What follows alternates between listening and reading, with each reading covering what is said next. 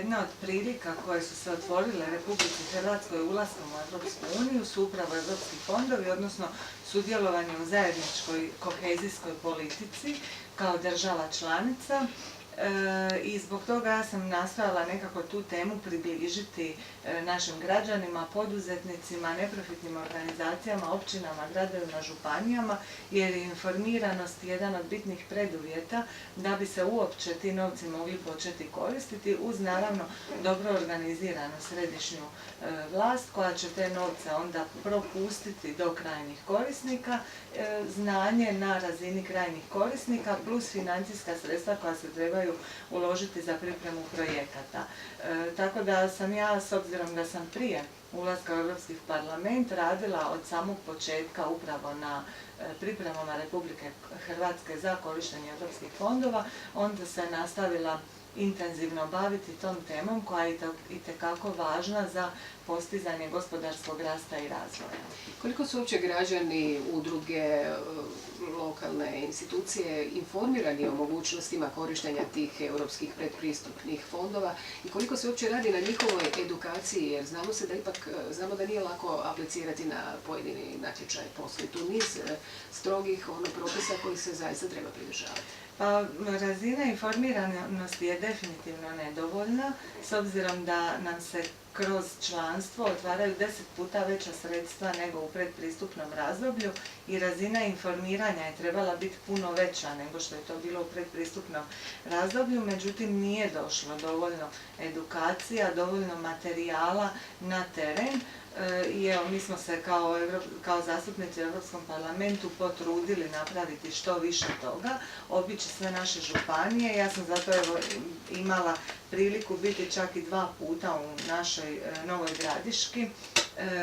Posebno ono što mi se svidjelo je da inače u čitavoj županiji, u samoj Novoj Gradiški imate i župana i gradonačelnika sad koji su itekako upoznati sa mogućnostima korištenja europskih fondova, usmjeravaju se na taj izvor zato što je to bespovratan izvor sredstava i mene je oduševilo kad sam bila da na razini županije, i to nismo imali uzorak od 100% obrađenih svih općina, gradova i županija, ali ono što smo imali obrađeno, znači oko 55%, ukupno projekata u različitim fazama imamo, znači od onih u pripremi do potpuno pripremljenih na razini županije oko 4 milijarde kuna.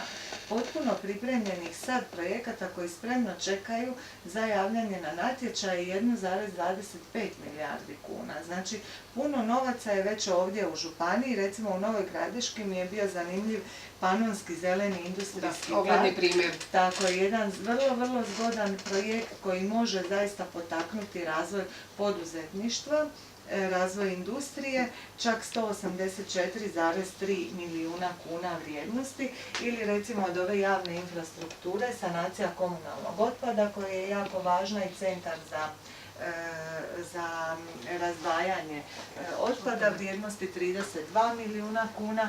Znači, uz to ostala komunalna javna društvena infrastruktura koja se može graditi i financirati.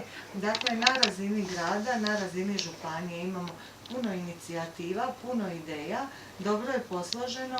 Nažalost, imamo vladu koja ne raspisuje natječaje, ne spušta novce do gradova i županija i isto tako ne osigurava sredstva za pripremu tih projekata. Pripremiti dokumentaciju isto znači uložiti novce, a to nije dovoljno u Republici Hrvatskoj na razini vlade prepoznato. Dakle, potrebno znanje, edukacija, zajedničke snage i mogućnosti iskorištenja i svih prednosti europskih fondova i Unije su na neki način na stolu, treba ih samo iskoristiti. Definitivno, i države koje su to dobro radile nas su pretekle po razvijenosti. Ja uvijek ističem kako je Republika Hrvatska treća odozdo po razini razvijenosti u Europskoj uniji. Znači, mi smo među najsiromašnijima, iza nas su samo Rumunjska i Bugarska.